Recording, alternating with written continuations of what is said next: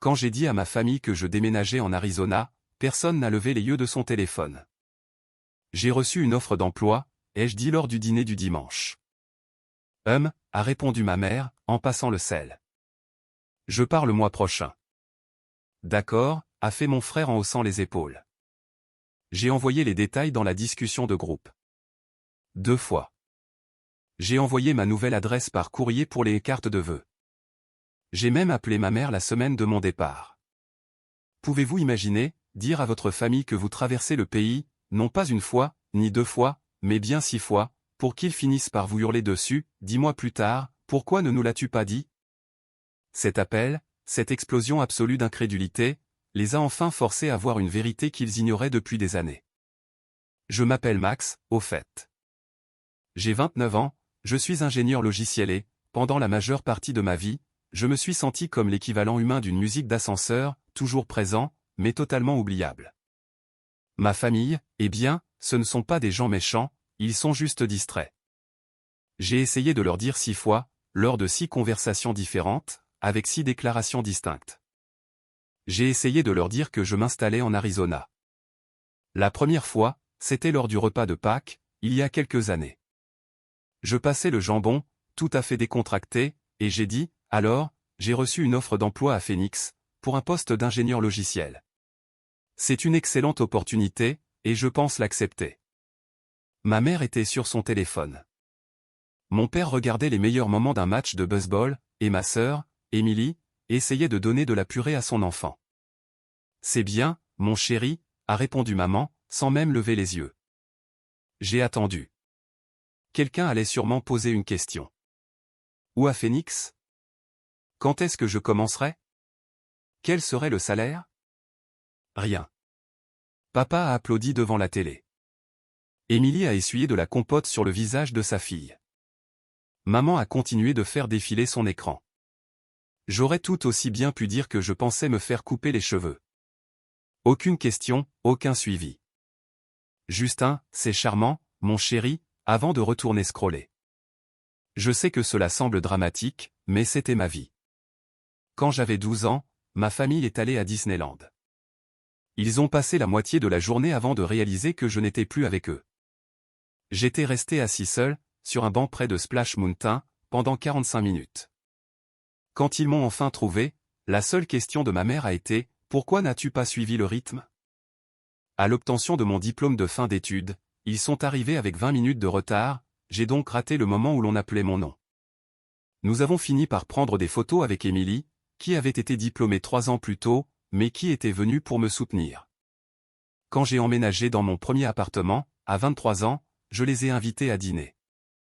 Ils ont annulé à la dernière minute, parce qu'Emily avait besoin d'aide pour déplacer un canapé. J'ai passé cette soirée-là à manger des spaghettis seul, devant une table dressée pour 5 personnes.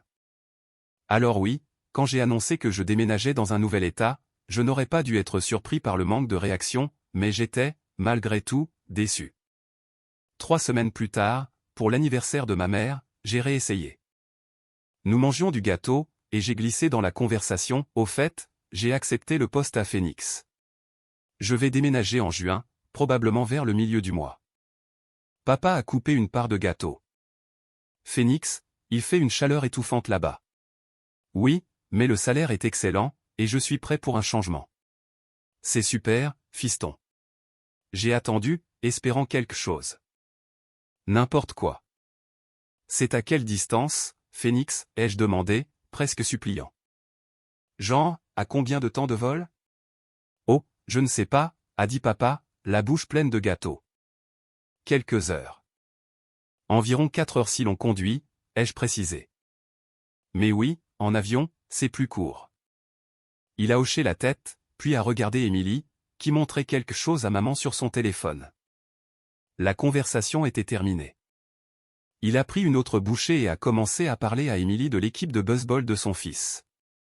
Je suis resté là, ma fourchette à la main, me demandant si quelqu'un m'avait entendu, ou si j'étais simplement devenu cette version humaine de la musique d'ascenseur. Présent, mais sans aucune importance. La 3e fois, c'était lors d'un barbecue familial, pendant le week-end du Memorial Day. J'ai aidé papa à griller des burgers quand j'ai dit, alors, je signe le bail à Phoenix cette semaine, et les camions de déménagement sont prévus pour le 18 juin. C'est bien pour toi, a-t-il répondu, en retournant un steak. Oui, c'est un 2 pièces à Scottsdale, près de superbes sentiers de randonnée. Ça a l'air bien. J'ai tenté une dernière fois, je vais devoir conduire jusqu'à là-bas. Probablement 2 jours de voyage.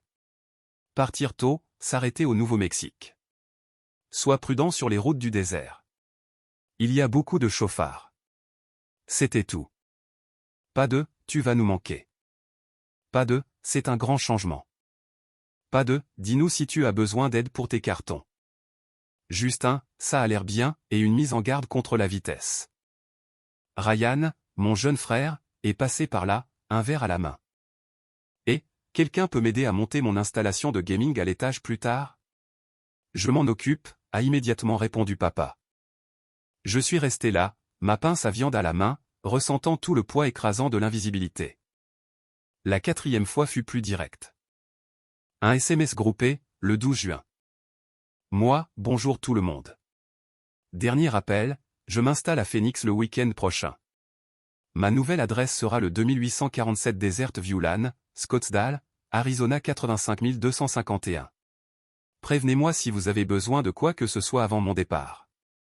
J'ai surveillé la discussion de groupe. J'ai attendu les réponses. Emily a partagé une photo d'une peinture de son fil. 2 heures plus tard, maman a répondu à cela avec un emoji cœur. Ryan a envoyé un mème sur les pizzas. Mon message? Rien. Pas une seule réponse. Pas même un pouce levé. Il restait là, non lu par la plupart, ignoré par tous. J'ai pris une capture d'écran, sans trop savoir pourquoi. Peut-être savais-je que j'aurais besoin d'une preuve, un jour. La 5e fois, c'était la veille de mon départ, le 17 juin. Je suis passé à la maison pour dire adieu. Maman était dans la cuisine. Papa était dans le garage. Ryan était en haut, en train de jouer. Je pars demain matin, ai-je dit à maman. Tous les camions sont chargés. Elle faisait sa liste de courses. Oh, c'est demain? Fais un bon voyage, mon chéri. Oui, c'est une longue route. Ça prendra probablement 2 jours, bois beaucoup d'eau. J'ai attendu, espérant qu'elle lève les yeux. J'espérais qu'elle me demande où je comptais dormir pendant le trajet, ou qu'elle me prenne dans ses bras. Elle a simplement ajouté « lait » à sa liste. Bon, je crois que c'est tout. Roule prudemment, mon chéri. Voilà. Pas de câlin, pas de « tu vas nous manquer », pas de réunion de famille pour me dire au revoir. Simplement, n'oublie pas de boire de l'eau. Je suis sorti pour rejoindre ma camionnette. Papa triait des outils dans son garage. Je pars demain, papa. Ouais. Bonne chance là-bas. Merci. Il s'est remis à ses outils. Je suis resté assis dans mon pick-up pendant 1 minute entière, à fixer la maison.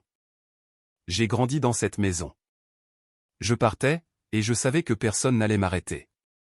Personne n'allait dire que je leur manquerais, parce que ce n'était pas le cas. Je suis parti le lendemain matin, à 6 heures, seul. J'ai conduit pendant 16 heures jusqu'en Arizona, avec pour seule compagnie une playlist de podcasts et la compréhension douloureuse, et lancinante, que je pouvais disparaître sans jamais être remarqué. Il s'est avéré que j'avais raison. Le premier mois à Phoenix a été un tourbillon de déballage, d'apprentissage d'un nouveau travail, et d'adaptation à la chaleur torride. J'ai partagé quelques photos sur le groupe familial, mon nouvel appartement, un coucher de soleil sur Camelback Mountain, une photo de moi en randonnée. Aucune réponse. Pas même un « belle vue » ou un emoji. J'ai arrêté d'essayer après ça. Au 4e mois, j'étais bien installé. Je m'étais fait quelques amis au travail, je faisais de la randonnée tous les week-ends, j'avais rejoint une salle d'escalade et trouvé mon restaurant de tacos préféré. Ma collègue, Sarah, m'a demandé un jour, « Tu parles beaucoup à ta famille ?» Pas vraiment, lui ai-je répondu. Ils savent que tu as déménagé? Je leur ai dit. Ils n'ont pas écouté. Elle a ri, pensant que je plaisantais. Ce n'était pas le cas. Je n'appelais pas à la maison. Je n'envoyais pas de texto. Je ne faisais aucune démarche, et personne ne m'en sollicitait. Pas pour mon anniversaire en juillet. Ni pour Thanksgiving. Ni pour Noël. Un silence complet. C'était comme si je n'avais jamais existé. Et honnêtement, c'était libérateur. Plus de culpabilité pour les événements manqués. Plus de faveur de dernière minute. Plus besoin d'être l'enfant du milieu négligé lors des dîners de famille. C'était juste moi, et ma nouvelle vie dans la chaleur du désert. Au 7e mois, j'ai reçu un texte d'Émilie. Salut, Max, peux-tu aller chercher les médicaments de maman demain? Elle n'a plus de renouvellement et la pharmacie ferme tôt. J'ai fixé le message, le relisant 3 fois. Moi, je suis en Arizona. 3 points sont apparus, se sont arrêtés, et ont réapparu. Émilie, quoi? Émilie, oh. Je pensais que tu plaisantais. Moi, Émilie? Pourquoi ferais-je une blague pareille? Quoi qu'il en soit, est-ce que quelqu'un d'autre peut s'en occuper? Aucune réponse de sa part. J'ai posé mon téléphone et j'ai ri. Pas parce que c'était drôle, mais parce que c'était tellement, parfaitement, fidèle à leur habitude. 7 mois. 7 mois passés à vivre dans un autre état, et ma sœur pensait que je plaisantais. Mois 10. Pas d'appel, pas de message, pas de nouvelles. J'ai fêté Thanksgiving avec des collègues, Noël avec la famille d'un ami, et le Nouvel An seul, sur un sentier de randonnée, à regarder le lever du soleil. C'était serein. Parfois, je me sentais seul, mais c'était paisible. J'ai partagé une photo sur Instagram. Je suis au Grand Canyon. Légende, excursion de fin d'année. Émilie avait aimé. Je n'ai pas eu de commentaire. Maman ne l'a pas remarqué. Je me suis demandé s'il remarquerait même si j'arrêtais de poster, si j'arrêtais d'apparaître en ligne, si j'arrêtais d'essayer. Probablement pas. Mois 13. J'ai reçu un appel. C'était le mardi 15 mars. Exactement 10 mois après mon départ, selon mon décompte. Maman appelait, ce qui était inhabituel. J'ai failli ne pas répondre, mais la curiosité l'a emporté. Allô, Max. Où es-tu? Chez moi. Pourquoi? Tu as encore raté la fête d'anniversaire de la fille d'Émilie. Encore. Encore? Oui. Tu as raté chaque réunion de famille au cours de l'année écoulée. Chaque anniversaire, fête et barbecue. Nous ne t'avons pas vu. Qu'est-ce qui t'arrive? Je me suis assis sur mon canapé, et j'ai pris une grande inspiration. Maman, je me suis installé en Arizona. Silence. Quoi? Je me suis installé en Arizona, il y a 1 an. Je vous l'ai dit plusieurs fois. Non, tu ne l'as pas fait. Si, je l'ai fait. Je vous l'ai dit à Pâques, pour ton anniversaire, et au barbecue du Memorial Day. J'ai envoyé un SMS groupé, incluant ma nouvelle adresse. Je vous ai informé la veille de mon départ. Encore du silence. Je ne m'en rappelle pas, je comprends, parce que tu n'écoutais pas, maman. C'est un peu injuste, non? Je vous ai informé 6 fois que je déménageais dans un autre état, et tu ne te rappelles de rien. Tu aurais dû être plus clair. J'ai ri amèrement. Comment être plus clair? Je vous ai littéralement donné ma nouvelle adresse. Tu aurais pu téléphoner ou venir nous voir. On ne savait pas que tu étais sérieux. J'ai appelé. Je vous l'ai dit. Vous n'en aviez juste pas assez à faire pour vous en souvenir. Ce n'est pas vrai. Maman, je suis parti depuis 10 mois, une année entière, et vous ne l'avez remarqué que lorsque j'ai arrêté de venir aux événements familiaux.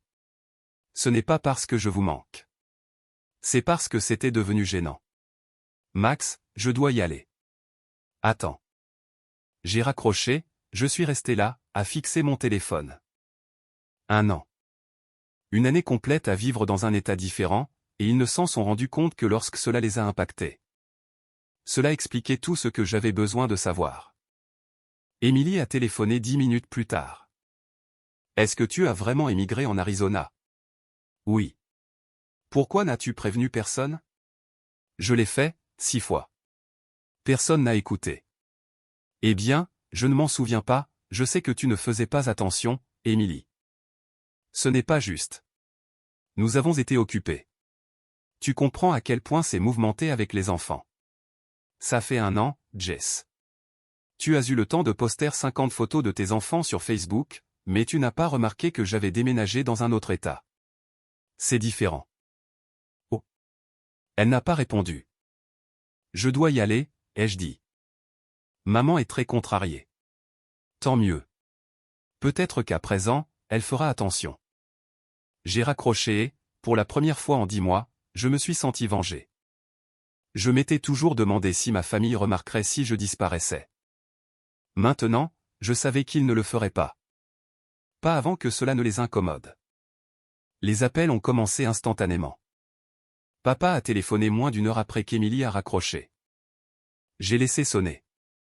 J'ai vu son nom s'afficher 3 fois avant que cela ne passe sur messagerie. Max, c'est papa. Ta mère est très malheureuse.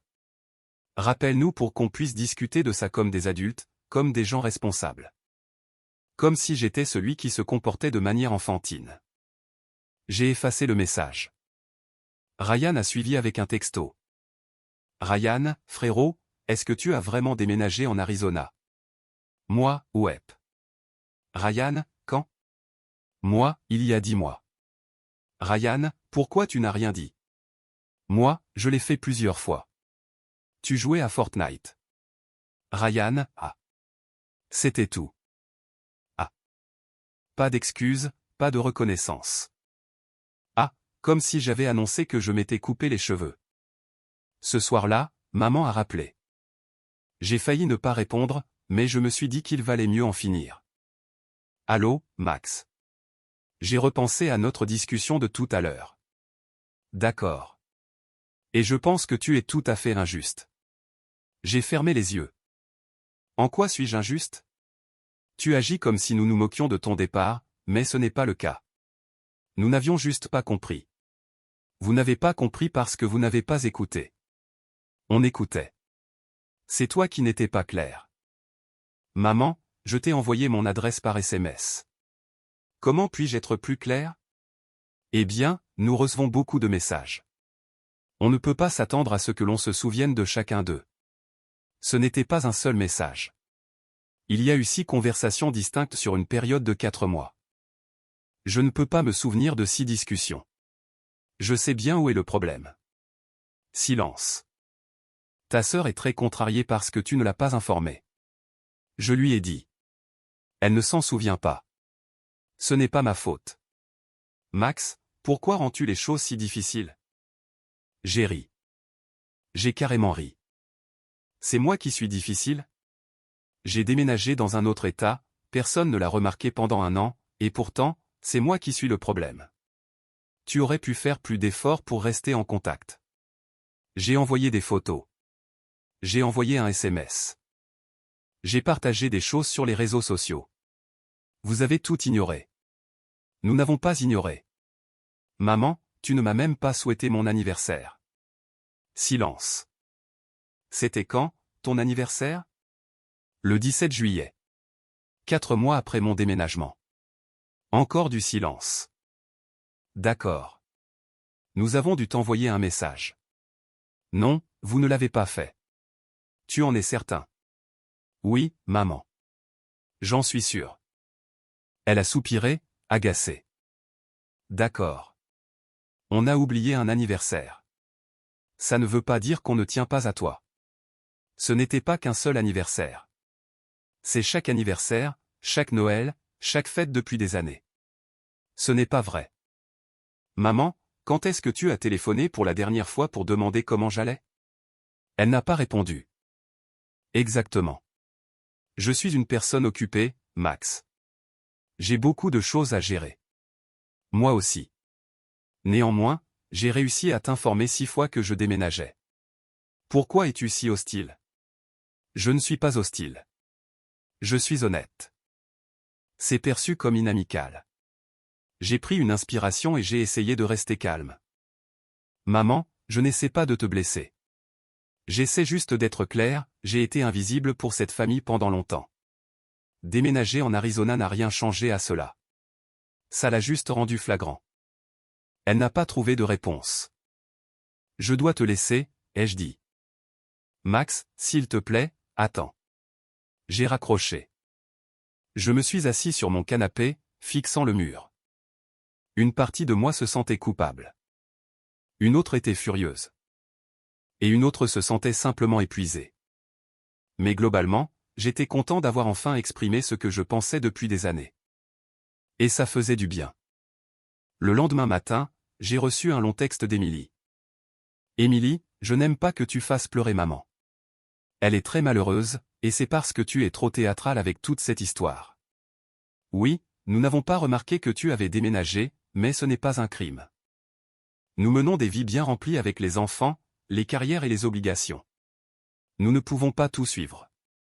Tu te comportes comme si nous t'avions abandonné, alors qu'en réalité, tu es juste parti sans dire au revoir. C'est ta faute, pas la nôtre. Si tu voulais qu'on en fasse toute une histoire, tu aurais dû le faire toi-même. S'il te plaît, ne nous blâme pas pour ton manque de communication. Je l'ai relu 3 fois. Puis, j'ai répondu. Moi, je vous l'ai dit 6 fois. Je vous ai donné mon adresse. J'ai envoyé des photos. J'ai envoyé un SMS. J'ai appelé. J'ai tout fait, sauf venir chez toi avec un mégaphone. Mais oui, c'est mon manque de communication. Émilie, tu es ridicule. Tu es sur la défensive parce que nous savons tous les deux que j'ai raison. Émilie, peu importe. Max, profite bien de l'Arizona. J'espère que ça vaut le coup de perdre ta famille pour ça. Moi, je n'ai pas perdu ma famille. Ils n'ont juste jamais réalisé que j'en faisais partie, dès le départ. Elle n'a pas réagi. J'ai bloqué son numéro. Pas par colère. Je l'ai fait par préservation, sachant que si je ne le faisais pas, elle continuerait à m'envoyer des messages, à essayer de me faire culpabiliser, à me faire croire que c'était moi, le problème. Et j'en avais fini d'être le problème. 2 jours plus tard, papa a appelé. Cette fois, j'ai répondu. Eh, papa. Max, nous devons parler. D'accord. Ta mère est très blessée. Elle pleure depuis 2 jours. Je suis désolé qu'elle soit contrariée. Ah bon? Parce qu'on ne dirait pas, je suis désolé qu'elle soit triste. Mais je ne m'excuse pas de dire la vérité. Il a soupiré. Écoute, je comprends. Tu as l'impression qu'on n'a pas fait assez attention à ton déménagement, mais tu dois comprendre. On a eu beaucoup de choses à gérer. Les enfants d'Émilie, la recherche d'emploi de Ryan, le club de lecture de ta mère. La vie nous occupe. Je sais que la vie nous occupe, mais je vous l'ai dit 6 fois, papa. Combien de fois faut-il dire à quelqu'un qu'on change d'état avant qu'il ne s'en souvienne? Ce n'est pas une question de mémoire, c'est une question de priorité. C'est tombé comme un coup de poing. Quoi? J'ai dit ce que j'ai dit. Nous avons des priorités, et parfois, certaines choses prennent le dessus. Donc, je ne suis pas une priorité. Ce n'est pas ce que j'ai dit. C'est exactement ce que tu as dit, papa. Max, ne déforme pas mes propos. Je ne déforme rien. Tu viens d'admettre que je ne suis pas une priorité dans cette famille. Écoute, tu prends ça de la mauvaise façon. Comment devrais-je le prendre? Silence. Papa, je ne sais pas ce que tu attends de moi, Max, je veux que tu t'excuses. Que tu admettes que tu aurais dû faire plus attention, et que tu reconnaisses que je t'ai dit que je partais, et que tu ne t'en souciais pas assez pour t'en souvenir. Ce n'est pas juste. Si, ça l'est. Il a expiré bruyamment, frustré. Très bien. Je suis désolé. J'aurais dû faire plus attention. Est-ce que c'est ce que tu veux entendre? Seulement si tu le penses. Je le pense. Vraiment? Oui, Max. Je suis désolé. Nous aurions dû être meilleurs. Nous aurions dû écouter. Nous aurions dû faire en sorte que tu te sentes important. Je suis resté là, le téléphone contre l'oreille, sentant quelque chose se briser en moi. Merci, ai-je dit doucement. Alors, est-ce qu'on peut passer à autre chose maintenant? Je ne suis pas sûr. Qu'est-ce que tu veux dire par « tu ne sais pas » ? Je veux dire qu'une excuse est un début, mais ça ne répare pas des années passées à être ignorées. Qu'est-ce que tu attends de nous? Je veux que vous vous en souciez. Pas seulement en le disant, mais en le montrant. En prenant des nouvelles, en demandant comment je vais, en vous souvenant des choses importantes que je vous dis, et en me traitant comme un membre de la famille, plutôt que comme une pensée après coup. Nous pouvons faire ça. Vous pouvez? Oui. D'accord, nous verrons bien. Nous avons raccroché, et je suis resté à fixer mon téléphone. C'était la conversation la plus honnête que j'ai jamais eue avec mon père, et je n'avais aucune idée de si les choses allaient réellement changer. Une semaine plus tard, maman m'a envoyé une demande d'amis sur Facebook, que j'ai acceptée après l'avoir fixée pendant une journée entière. Émilie m'a débloqué 2 semaines plus tard et m'a envoyé un message. Max, je suis désolé pour ce que j'ai dit. Elle a aimé 3 de mes anciennes photos d'Arizona, qu'elle n'avait jamais vues auparavant, et a commenté l'une d'elles, magnifique vue. Contente que tu ailles bien. Je n'ai pas réagi. Elle a continué, j'étais sur la défensive, et je n'aurais pas dû l'être. Tu avais raison. On aurait dû remarquer. J'aurais dû remarquer. Je suis désolé. Moi, merci. Émilie, est-ce qu'on est bien, tous les deux? Moi, je ne sais pas encore, mais on peut y travailler. Émilie, c'est juste. Ce n'était pas grand-chose, mais c'était un début. Un mois après la grande confrontation, Ryan m'a appelé. Mec. Je voulais juste te dire pardon. Pourquoi? Pour ne pas avoir remarqué que tu avais déménagé, et pour tout le reste. Tout le reste? Oui, je sais. J'ai été un mauvais frère. Je demandais toujours des choses, sans jamais prendre de tes nouvelles. J'y travaille. Est-ce que tu le penses vraiment? Ou est-ce que tu dis ça parce que maman t'a dit de le faire? Les deux, honnêtement. Mais je le pense. Je veux être meilleur. D'accord, on verra. C'est juste. Nous avons parlé pendant encore 10 minutes de choses sans importance, juste de petites discussions. Mais c'était la plus longue discussion que nous ayons eue depuis des années. Quelques mois après avoir dit à ma famille que je vivais en Arizona, les choses avaient changé. Pas totalement réparées, mais différentes. Maman m'envoyait un message une fois par semaine, disant généralement simplement « Comment vas-tu » ou « Je pense à toi ». Petit, mais régulier. Papa téléphonait un dimanche sur 2, et nous parlions du travail, de la météo et de la randonnée. Émilie envoyait des photos de ses enfants, posait des questions sur ma vie et écoutait vraiment quand je répondais. Ryan envoyait des mèmes stupides et aléatoires, mais c'était sa façon de me contacter. Je ne leur avais pas encore pardonné, mais j'étais prêt à essayer parce que peut-être, juste peut-être, ils commençaient enfin à me voir.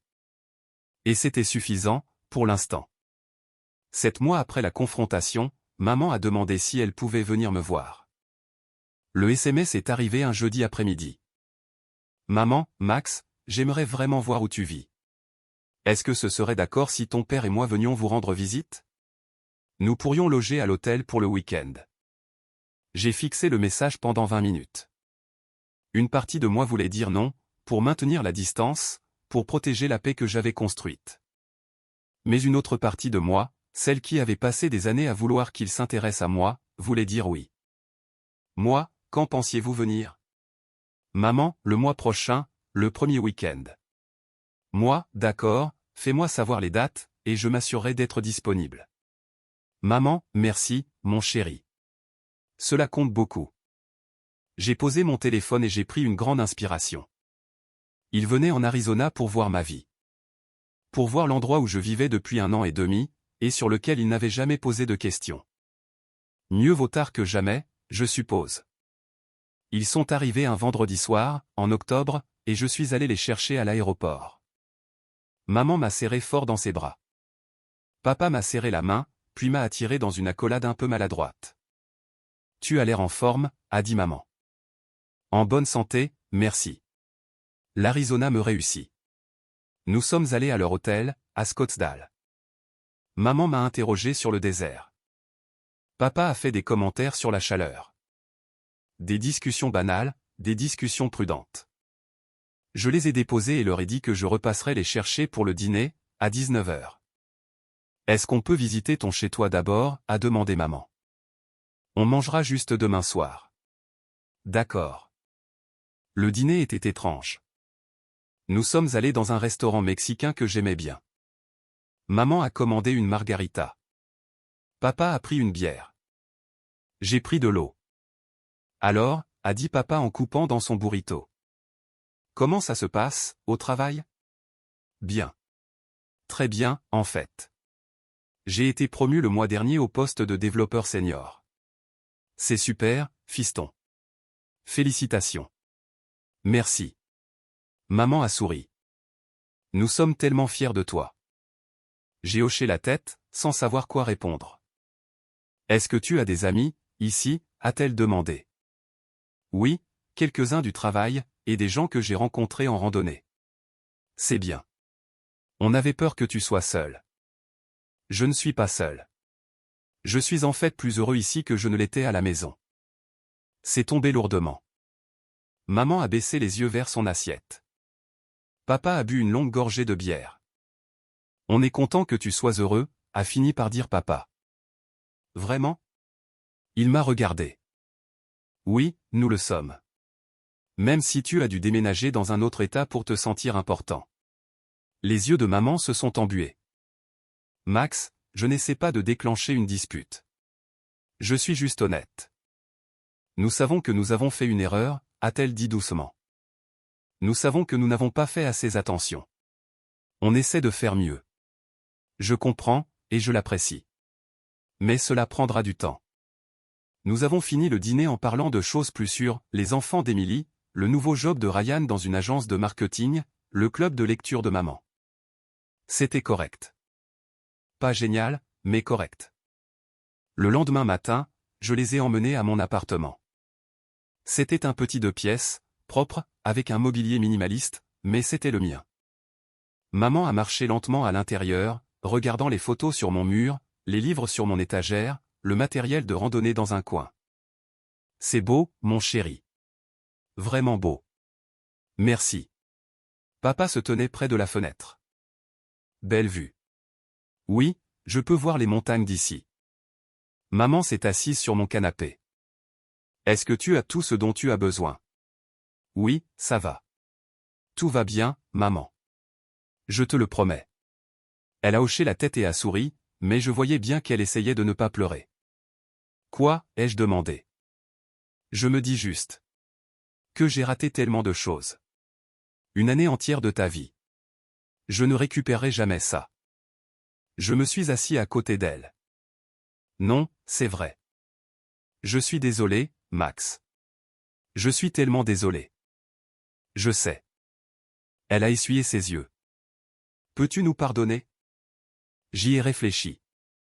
J'y ai vraiment réfléchi. J'y travaille, mais je n'en suis pas encore là. Nous avons passé la journée à gravir Camelback Mountain, à déjeuner dans la vieille ville de Scottsdale et à rouler dans le désert. C'était le plus long moment que j'ai passé avec mes parents depuis des années, et ce n'était pas si mal. Nous n'avons pas beaucoup discuté du passé. Au lieu de cela, nous nous sommes concentrés sur le présent, les paysages, la nourriture, la chaleur. Papa a commenté une fois, « Je comprends pourquoi tu aimes être ici. » Oui, c'est paisible. On a l'impression de pouvoir respirer. C'est exactement pour ça que j'ai déménagé. Il a hoché la tête sans rien dire d'autre, mais j'ai vu qu'il comprenait. Ce soir-là, nous avons soupé dans mon restaurant de tacos préféré. Maman a parlé de mes aventures de randonnée, tandis que papa posait des questions sur mes projets professionnels. Ils écoutaient vraiment quand je répondais. C'était différent, comme s'ils essayaient vraiment. Au moment de partir, maman m'a encore serré dans ses bras. Merci de nous avoir permis de venir. Bien sûr. Est-ce qu'on pourra revenir? Peut-être dans quelques mois. J'ai hésité, puis j'ai hoché la tête. Oui, on peut organiser ça. Elle a souri, et un soulagement immense s'est lu sur son visage. Ils sont repartis le lendemain matin. Je les ai conduits à l'aéroport. Maman a pleuré un peu au moment des adieux. Papa m'a serré dans ses bras plus longtemps que d'habitude. On t'aime, fiston. Je vous aime aussi, papa. Et je le pensais. Même après tout, même après les années passées à être oubliées, même après la douleur, je les aimais toujours. Je ne leur faisais simplement pas encore tout à fait confiance. Une semaine plus tard, j'ai reçu un colis de maman, une photo encadrée de nous trois à Camelback Mountain. Nous sourions tous les trois, avec le désert en arrière-plan. Il y avait un mot, merci pour le meilleur week-end que nous ayons eu depuis des années. Nous sommes si fiers de la vie que tu as construite. Avec amour, maman et papa. J'ai posé la photo sur mon étagère, à côté de celle de mes amis, de mes randonnées et de ma nouvelle vie. Cela n'effaçait pas le passé, mais c'était un pas en avant. 4 mois plus tard, Noël est arrivé. Maman a appelé. On fête Noël à la maison. Est-ce que tu viendras? Je ne suis pas sûr, maman. S'il te plaît, Max. Ce ne serait pas pareil sans toi. Vous avez passé Noël sans moi l'année dernière. Vous n'avez même pas remarqué que je n'étais pas là. Je sais, et c'était mal. Mais on te le demande à présent. S'il te plaît. J'y ai réfléchi. Je vais y réfléchir. C'est tout ce que je demande. 2 semaines plus tard, j'ai réservé un vol. Non pas parce que j'avais tout pardonné, mais parce que j'étais prêt à essayer. Le matin de Noël, je suis entré dans la maison de mes parents pour la première fois en près de 3 ans. Émilie était là avec ses enfants. Ryan était là avec sa nouvelle petite amie. Maman préparait le petit déjeuner et papa installait le sapin. Quand je suis entré, tout s'est arrêté. Émilie a couru vers moi et m'a pris dans ses bras. « Tu es venu? » « Oui, je suis venu. » Ryan m'a tapé dans la main. « Content de te voir, mec. » Maman est sortie de la cuisine, s'essuyant les mains sur un torchon. Elle m'a vu, s'est figée, puis a commencé à pleurer. « Bonjour, maman. » Elle s'est approchée et m'a serré fort, comme si elle avait peur que je disparaisse à nouveau. « Je suis contente que tu sois là. Et je suis content d'être là, moi aussi. » Papa est arrivé, m'a serré la main et m'a attiré dans une vraie accolade, pas une de côté. « Bienvenue à la maison, fiston. » La maison. C'était étrange d'entendre ce mot, parce que l'Arizona me semblait être ma maison désormais, mais ici, c'était la famille. Et peut-être que c'était suffisant. Nous avons passé le jour de Noël ensemble, à ouvrir des cadeaux, à manger beaucoup trop et à regarder des films. Émilie m'a montré des vidéos de ses enfants. Ryan a parlé de son travail. Maman a posé des questions sur l'Arizona. Papa a posé des questions sur Hawaï. T'avoir ici, ça fait du bien. On a l'impression d'être à nouveau une famille. On y travaille. Je sais. Et je suis reconnaissante que tu nous donnes cette chance. J'ai hoché la tête. J'essaie, maman. J'essaie vraiment. Je sais, mon chéri. Et c'est tout ce que je peux demander. Ce soir-là, avant que je ne reprenne l'avion pour l'Arizona, papa m'a accompagné à ma voiture de location. Tu pars tôt demain? Oui. Vol à 9 heures. Il a hoché la tête, les mains dans les poches. Écoute, je sais que les choses ont été compliquées, mais je veux que tu saches une chose. Je suis fier de toi. Fier que tu te sois affirmé, que tu aies construit une vie par toi-même, et que tu aies été assez courageux pour partir quand c'était nécessaire. Je l'ai regardé. Vraiment? Vraiment. Beaucoup de gens ne l'auraient pas fait. Ils seraient restés et auraient été malheureux. Mais toi, tu as choisi de partir. Il faut du cran pour ça. Merci, papa. Je le pense. Et je suis désolé qu'on ne l'ait pas vu plus tôt. On aurait dû. Oui, vous auriez dû. Il a souri. Un sourire triste, mais sincère. On fera mieux. Je te le promets. Je l'espère. Nous nous sommes serrés dans les bras et, pour la première fois depuis des années, ce n'était pas forcé. C'était réel. Je suis reparti pour l'Arizona le lendemain matin. Et alors que l'avion décollait, j'ai regardé par le hublot la ville en bas, l'endroit où j'avais grandi, l'endroit que j'avais quitté, et j'ai réalisé quelque chose. Je n'avais pas besoin qu'ils réparent tout. Je n'avais pas besoin d'excuses parfaites ou de retrouvailles larmoyantes. J'avais juste besoin qu'ils essaient. Et ils essayaient. C'était suffisant, pour l'instant. 3 ans après mon emménagement en Arizona, ma vie avait changé de manière spectaculaire. J'avais été promu 2 fois, jusqu'au poste de développeur senior principal, et mon équipe me respectait. Mon patron appréciait mes idées, et j'avais une voix que les gens écoutaient enfin. J'ai acheté ma première maison, une petite villa de 2 chambres avec un jardin et une vue sur les montagnes. Et j'ai envoyé une photo sur le groupe familial. Maman, félicitations, mon chéri.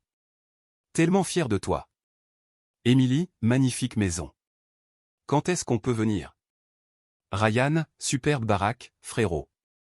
Papa, bravo, fiston. J'ai reçu 4 réponses positives en moins d'une heure.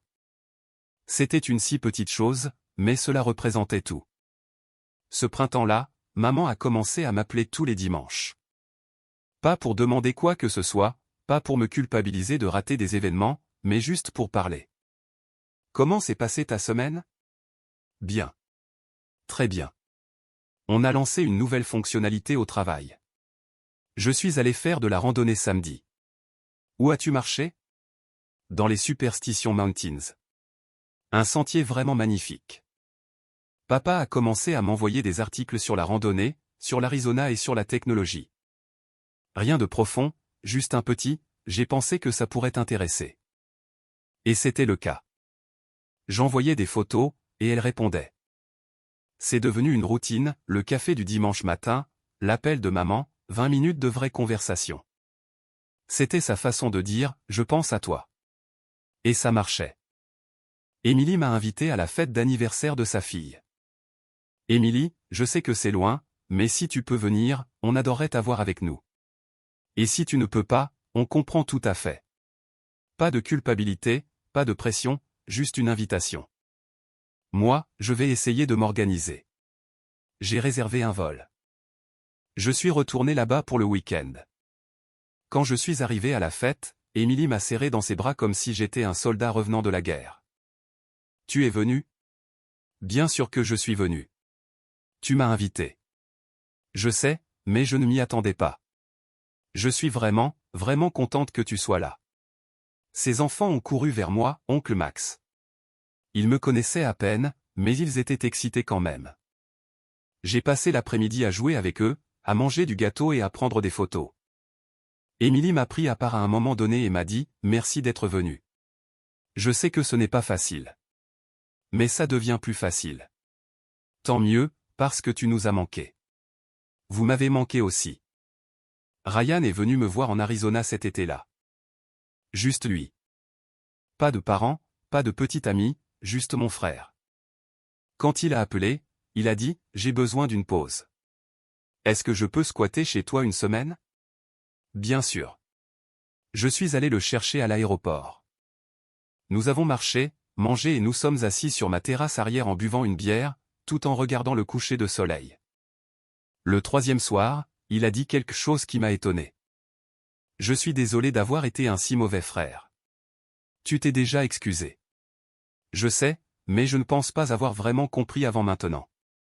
En venant ici, en voyant ta vie, en réalisant que tu as construit tout ça sans nous, sans moi. Tu gérais tes propres problèmes. Ce n'est pas une excuse. J'aurais dû faire attention. J'aurais dû remarquer quand tu es parti. Enfin, bon. Ça aurait pu être mieux. Je l'ai regardé. Tu te comportes mieux maintenant, n'est-ce pas? Tu as pris l'avion. Tu es assis sur ma terrasse, et nous avons cette conversation. C'est mieux. Il a hoché la tête et a pris une gorgée de bière. J'aime bien ici. Je comprends pourquoi tu es resté. C'est paisible. C'est plus que ça. On a l'impression de pouvoir respirer ici, tu vois. Ouais, je vois. Nous sommes restés assis en silence pendant un moment. Un silence confortable. Est-ce que je peux revenir? A-t-il demandé. Maman a préparé le petit déjeuner. Papa m'a aidé à réparer un robinet qui fuyait. Nous sommes allés à un match des Diamondbacks, nous avons exploré Sedona, nous nous sommes assis sur la terrasse et nous avons discuté. De vraies conversations sur la vie, le travail et tout le reste. Papa a dit un jour, tu sais, je pense que partir a été la meilleure chose que tu aies jamais faite. Vraiment? Oui. Tu avais besoin d'espace. Et nous, on avait besoin d'un signal d'alarme. Tout le monde y a gagné. On n'a pas toujours l'impression de gagner, parfois. Peut-être, mais tu es heureux, et nous, on est meilleurs. C'est une victoire dans mon livre à moi. Maman a hoché la tête. Il a raison. Nous sommes de meilleurs parents à présent. Je ne voulais rien forcer.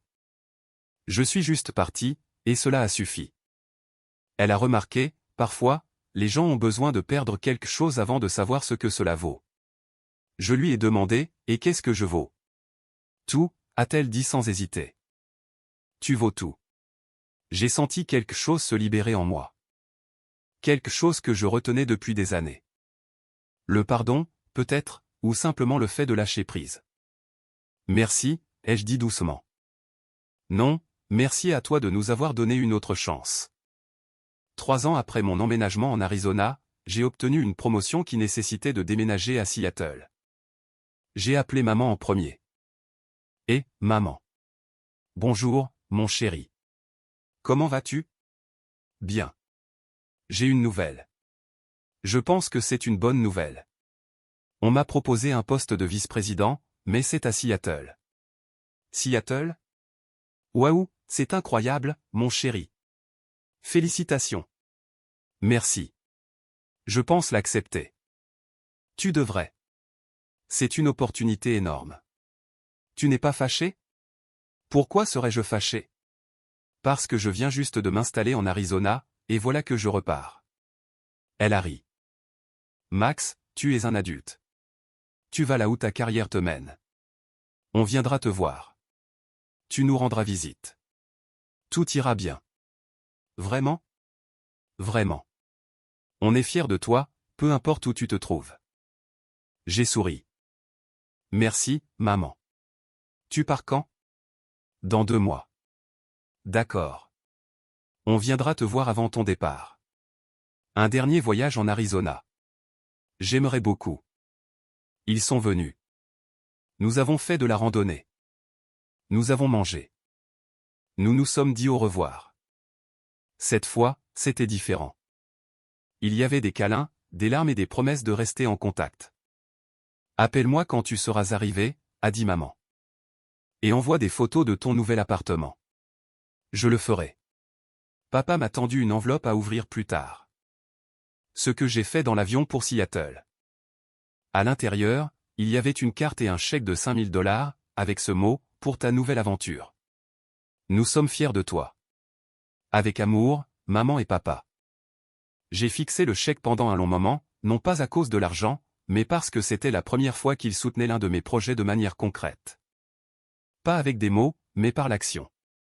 6 mois après mon arrivée à Seattle, j'ai reçu un message d'Emily.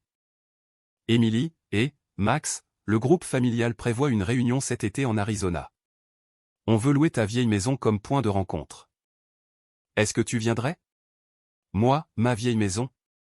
Emily, oui, la famille veut la louer pour une semaine, voir où tu as vécu, parcourir les sentiers que tu aimais, et vivre ce que tu as vécu.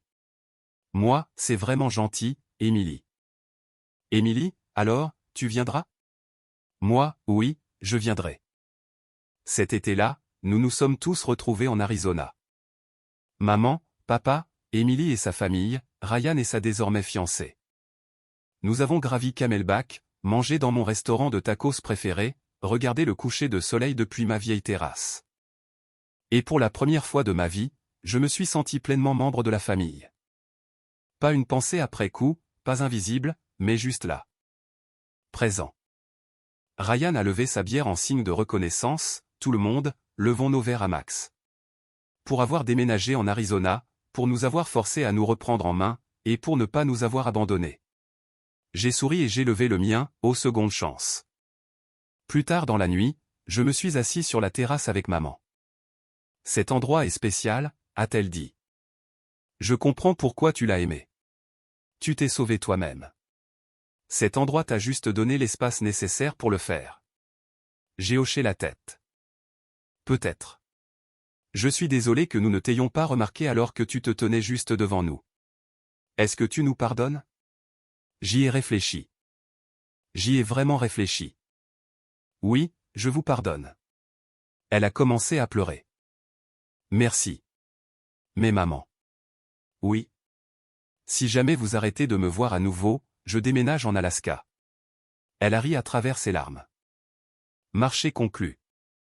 Je me tenais dans mon appartement de Seattle, 5 ans après avoir emménagé en Arizona, regardant les photos sur mon mur, les couchers de soleil d'Arizona, les dîners de famille, les voyages de randonnée, les photos de groupe. Mon téléphone a sonné. Dimanche matin, à l'heure pile. Et, maman. Salut, mon chéri. Comment s'est passée ta semaine? Bien. Vraiment bien. Nous avons parlé pendant 30 minutes du travail, de la vie, de rien d'important. Et quand nous avons raccroché, j'ai souri. Parce que j'avais passé des années à être invisible, mais désormais, on me voyait. Et cela changeait tout.